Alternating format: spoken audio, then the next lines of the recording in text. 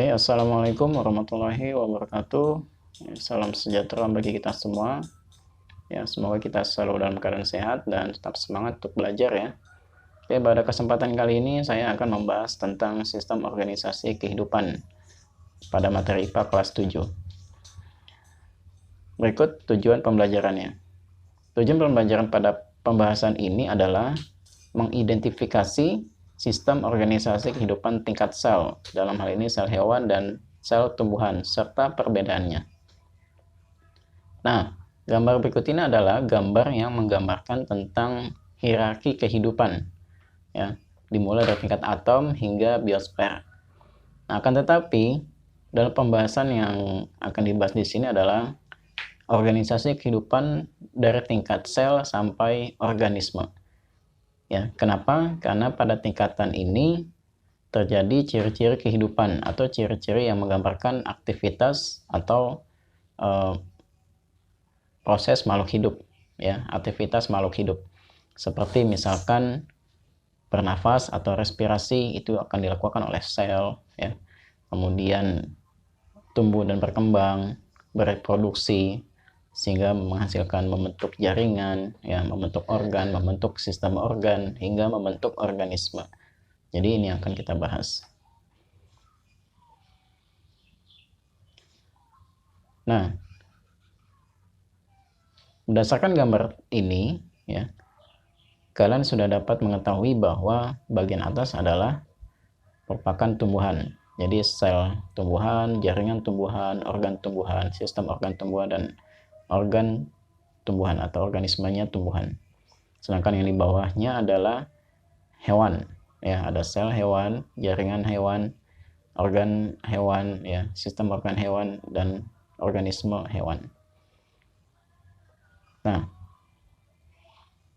apa itu sel? Sel adalah unit struktural dan fungsional terkecil makhluk hidup. Maksud dari unit struktural di sini adalah satu kesatuan yang di dalamnya terdapat berbagai bagian-bagian, di mana bagian-bagian ini memiliki fungsinya masing-masing. Dan ini adalah terkecil dari makhluk hidup. Artinya, bagian-bagian yang suatu organisasi kehidupan yang paling kecil yang menyusun makhluk hidup, ya, yaitu adalah sel. Jadi terkecil artinya di sini hanya bisa dilihat dengan mikroskop, ya. Meskipun mikroskop cahaya, gitu ya, itu sudah melihat pada tingkatan sel. Nah, pada gambar berikut ini kalian dapat mengamati gambar dari sel hewan dan sel tumbuhan. Apakah perbedaan dari sel hewan dan sel tumbuhan? Ya, dilihat dari bentuknya sudah berbeda gitu ya. Nah, tetapi ada bagian-bagian yang harus diingat, bagian-bagian yang membedakannya, ya. Kita lihat bagian-bagian yang samanya terlebih dahulu deh. Jadi bagian yang samanya, ya, dimana setiap sel memiliki inti sel, ya, yang disebut dengan nukleus, ya. Nukleus itu adalah inti sel, sedangkan nukleolus itu anak intinya. Nah, setiap sel hewan dan sel tumbuhan ada, ya. Kemudian sitoplasma. Nah, di dalam sel hewan maupun sel tumbuhan memiliki sitoplasma. Sitoplasma itu bentuk cairan gitu ya. Dia kalau digambarkan sebagai laut, yaitu laut adalah sitoplasmanya, sedangkan benua itu adalah organel-organelnya, ya, disebutnya nanti organel sel, ya. Misalkan nukleus itu disebut sebagai organel juga gitu ya. Nanti ada mitokondria, ya, ada badan Golgi, itu yang menempati sitoplasma. Kemudian ada membran sel, ya, baik sel hewan maupun sel tumbuhan memiliki membran sel. Ya, ini harus diingat. 3 komponen ini adalah komponen yang utama dari sel ini, ya, baik sel hewan maupun sel tumbuhan. Nah, kemudian ada bagian lain yang juga sama, seperti mitokondria. Sel hewan dan sel tumbuhan memiliki mitokondria. Kemudian badan Golgi, sel hewan dan sel tumbuhan juga memiliki badan Golgi. Kemudian ada retikulum endoplasma, ya, juga dimiliki baik sel hewan maupun sel tumbuhan. Kemudian terdapat vakuola. Nah, di sini perbedaannya adalah vakuola pada sel hewan ini kecil, ya, sedangkan vakuola pada sel tumbuhan itu sangat besar, ya, karena nanti fungsinya untuk menyimpan cadangan makanan. Kemudian perbedaan antara sel hewan dan sel tumbuhan kalian bisa lihat dengan jelas. Di sel tumbuhan ada apa? Ya, ada dinding sel, sedangkan di sel hewan tidak ada dinding sel. Dan juga di sel hewan ada lisosom, tetapi di sel tumbuhan tidak ada lisosom. Dan ciri yang paling penting di sel tumbuhan adalah terdapat kloroplas, ya. Sedangkan di sel hewan tidak terdapat kloroplas. Ini harus diingat ya. Bagian-bagian utama, kemudian bagian organel yang sama dan yang tidak sama, ya. Jadi kalau dikatakan apa bedanya? Bedanya sel hewan dengan sel tumbuhan. Sel tumbuhan memiliki dinding sel, sel hewan tidak. Kemudian sel tumbuhan memiliki kloroplas atau di dalamnya nanti terdapat klorofil, ya, kloroplasma gitu ya, atau kloroplas sama aja. Tetapi di sel hewan tidak memiliki kloroplas. Sebaliknya, di sel hewan memiliki lisosom, ya, dan di sel tumbuhan tidak memiliki lisosom. Ya, nanti lisosom itu fungsinya untuk merombak atau merusak atau menghancurkan sel-sel hewan yang sudah rusak. Jadi sel hewan atau kita sebagai manusia juga sebagai sel hewan gitu ya, itu memiliki umur yang pendek gitu ya, bisa mati juga sel-sel kita, tapi diregenerasi dengan cara dihancurkan terlebih dahulu oleh lisosom, baru nanti diregenerasi.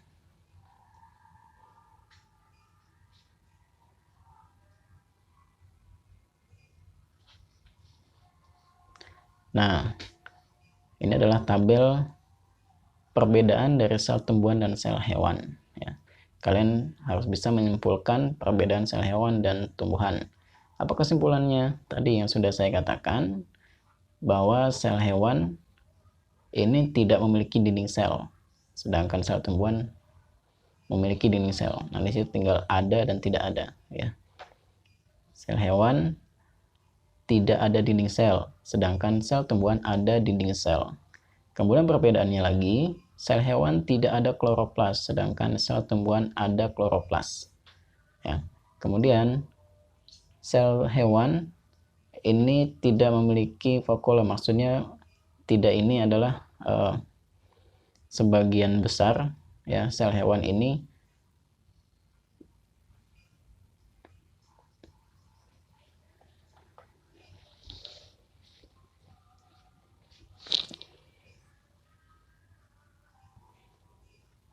Nah, pada sel hewan ini sebetulnya dari tingkat uniseluler hingga multiseluler ini terdapat perbedaan, ya. Untuk hewan yang uniseluler, vakuola pasti ada dan karena fungsinya untuk mencerna nanti. Sedangkan pada sel hewan yang tingkat multiseluler ya ada tetapi kecil, ya.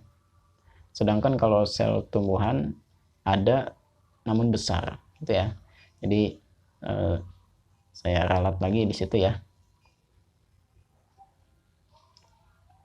Nah, ini adalah bagian-bagian dari fungsi, bagian-bagian dari sel ya tadi ya.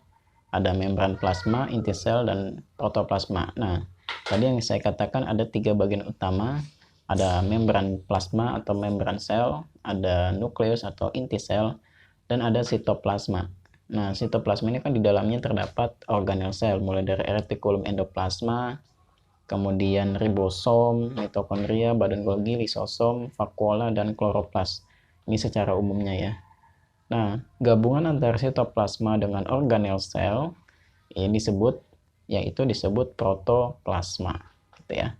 Jadi protoplasma itu bagian yang hidup dari sel yang dikelilingi membran plasma, yaitu tadi sitoplasma dan organel-organel selnya. Ya.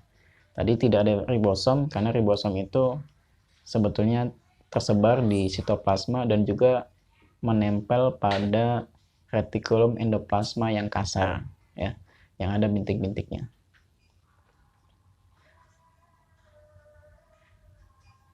Oke, nanti ini bisa kalian baca kembali, ya.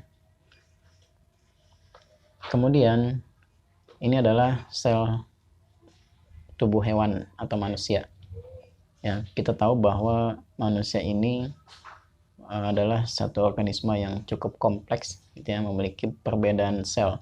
Jadi sel hewan ini nggak sama semua, gitu ya. Jadi berbeda-beda.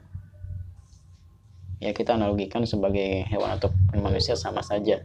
Ini memiliki sel darah, ada sel darah merah, ada sel darah putih, ada keping darah atau trombosit, itu adalah sel, gitu ya. Kemudian ada sel kulit, ya, atau epitel, ya. Kemudian ada sel tulang, jadi tulang ini hidup, ya. Tulang ini tidak mati walaupun keras, tapi hidup, ya.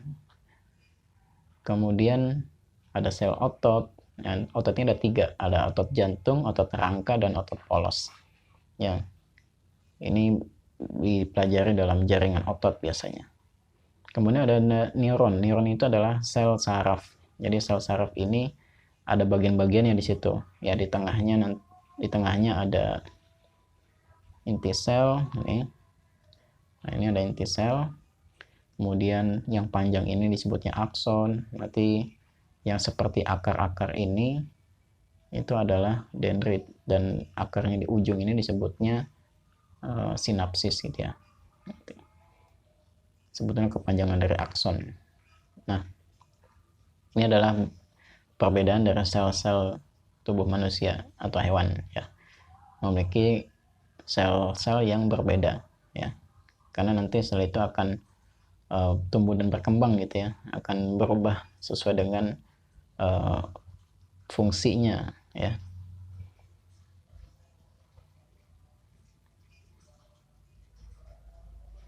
Nah, ini adalah sel tumbuhan yang dilihat dengan mikroskop. Kalau dilihat, ya, bagian C ini, kalau kalian lihat C dulu nih, C ini adalah kumpulan dari sel-sel, ya, itu seperti kumpulan batu-batu, itu adalah satuannya, itu adalah sel. Jika dilihat, yaitu antara A dan B, itu adalah sel tumbuhan, yang dimana sel tumbuhan, lihat vakuolanya sangat besar, dan nukleusnya atau inti selnya itu di tepi, ya, cukup kecil, gitu ya. Nah, dan di setiap satu sel itu hanya ada satu inti sel, gitu ya. Nah, tadi sel tumbuhan itu cirinya memiliki dinding sel, ingat ya, memiliki dinding sel. Ini contoh dari sel parenkim, ya, dimana fungsinya untuk menyimpan cadangan makanan. Nah, di sini ada sel akar juga di sini nih, di bawahnya. Ya. Nah, ini adalah lapisan-lapisan jaringan sebetulnya, ya, tapi jaringan ini adalah kumpulan dari sel-sel, mulai dari sel epidermis, sel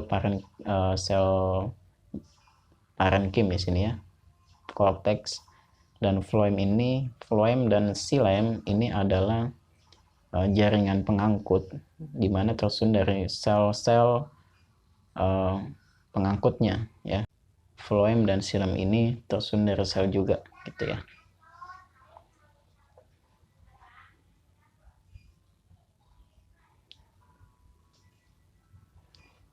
Nah, ini juga sama, ya, bagian dari tumbuhan.